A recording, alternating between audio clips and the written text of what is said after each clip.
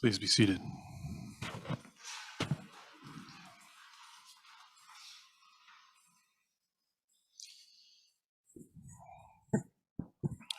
Christian faith was birthed into a violent world.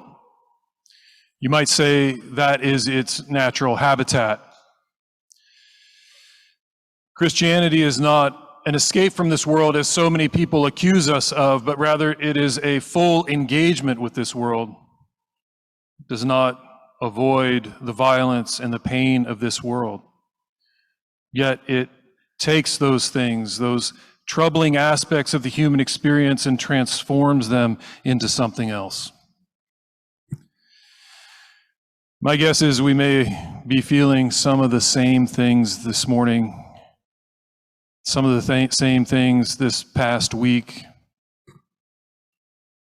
Violence against children, against the innocent, has a way of rattling us like few other things. The feelings are more painful than ever after years of political intransigence, after years of increasing gun sales, after years of shootings. If you're like me, I feel powerless. I feel alone and isolated. There's a sense of helplessness.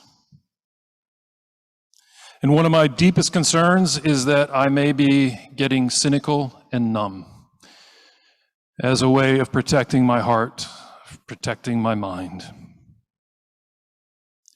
My deepest fear in my darkest moments, I'm scared to death.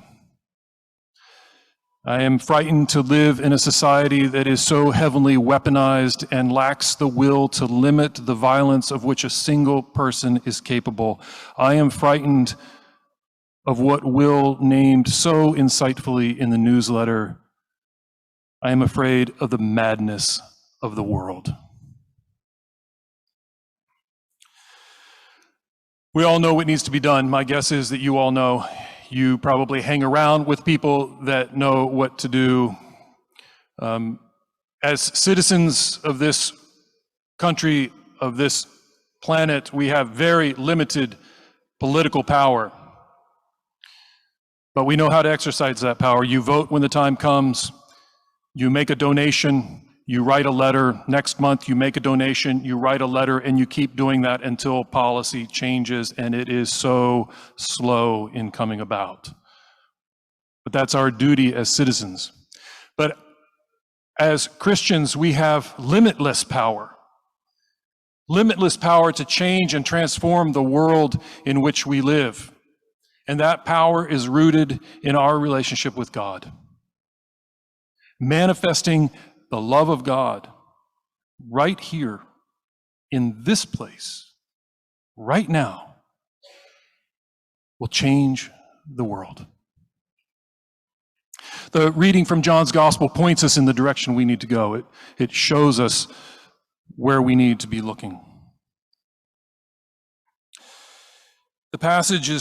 This passage from John's Gospel is from this very long prayer that Jesus offers to God on the night he is handed over, the night he is arrested, the eve of his execution.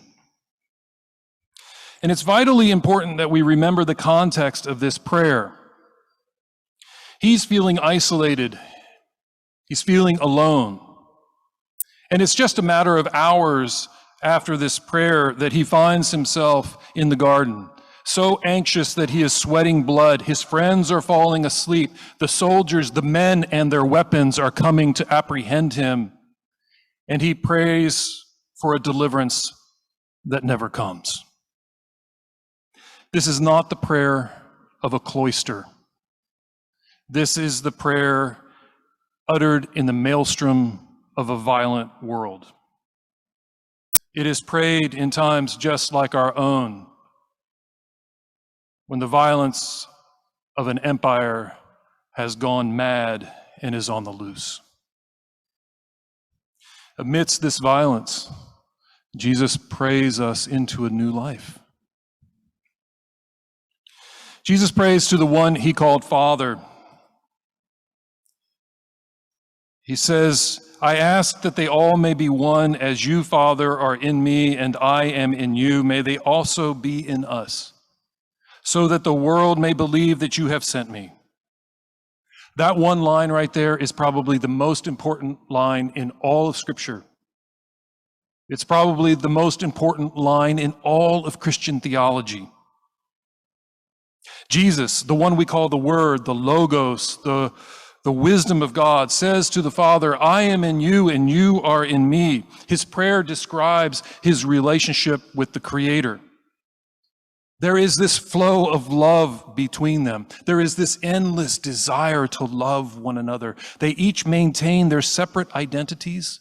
Their oneness is not a conflation of identities, but it is about the love that is flowing between them.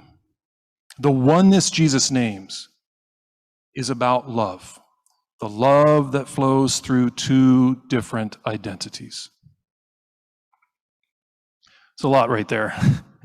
We have just waded out into this mystery of the Trinity.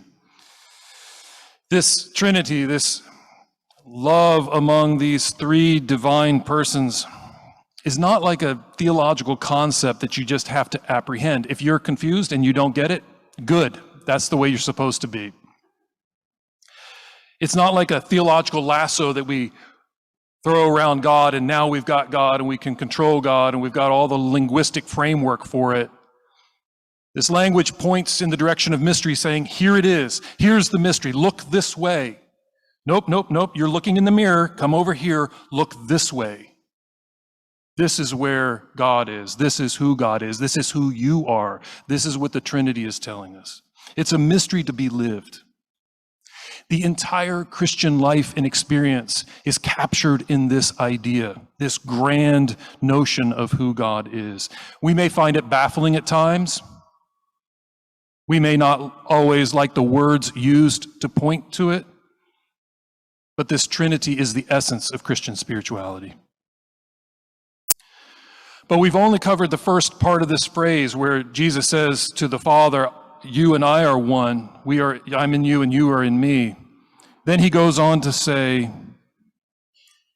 may they also be in us. May they also be in us. That line sends chills up my spine. May they be in us. So often in popular Christianity, we talk about God being in us, right? That somehow we need God to, from the outside, come into us. And that's not how Jesus envisions our relationship with God at all. It's not that God is in us, it's that we are in God. This Trinity invites us into itself to participate in this love. Hang with me for just one more mile marker. We enter into this Trinity through our identity with Christ, the Logos of God. Remember our baptism. We are buried with Christ in our baptism. We are raised with him to new life. We are one with Christ. All of creation is one with Christ. And that is how we come into this Trinity. That's how we participate in it. And you know what? We don't have to get it all figured out before we go. We don't have to have our lives all straightened out and the world a peaceful place before we enter into this life of God. We bring with us all of our pain, our loneliness, our despair, our fear, all the violence and brokenness of the world in which we live, as well as our hopes, our dreams, our desires. We bring it all into that relationship with God. Our response to the violence in Texas and New York and Ukraine and in our own community and in our own household, our response to all of the pain and the brokenness of the world is to be this divine love, to manifest it here, now. We are the Trinity in this world. We are the Christ in this world. That, incidentally, is what the Eucharist is all about. It is our participation in this life of God through our identification with Christ.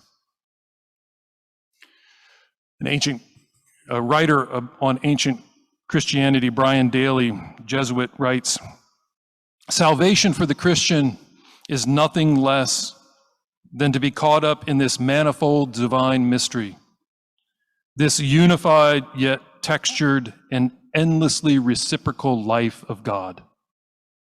Pretty wordy, but he gets it. That we are caught up in this beautiful, textured mystery of love. Our response to the brokenness and the madness of this world is to be who we are, to manifest this divine love of which we are a part. This world desperately needs us right now. It desperately needs us to do this, to show them a different way, show them this divine love flowing through each of us in this community. Telling people about the love of God, telling people what they need to do is not the same as living it. If you're feeling disconnected, like me, if you're feeling brokenhearted, if you're feeling a sense of despair and isolation, if you desperately want to change the world in which we live, dig in right here. In this community with this group of people, let us together show the world God's love. And if we can't do that all the time, maybe we can do it for this hour. As we come to the Eucharist, as we bring all of our hopes and fears, all of our dreams and our love, we bring it here and we put it on the table. The entire Christian life and the thing that we have to offer this world that will truly transform it from the inside out is to be consciously and thankfully incorporated into the Trinity.